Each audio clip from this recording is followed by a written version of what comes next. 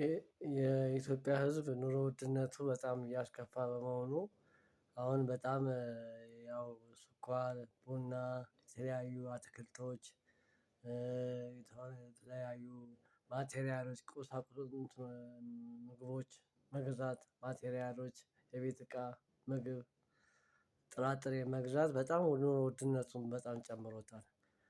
እና ያው ቤት ኪራይም አለን ደሞዝ ጋር አልተመጣጠነም። ደሞዝ ጋር ምንም ሊመጣጠን አልቻለም። ከሚገኘው ጋር የሚወጣው ወጪ አልተመጣጠንም። እና ይሄ ሊታይ መንግስት ሊያየው ይገባል። ሀይል ሊያይ ይገባል።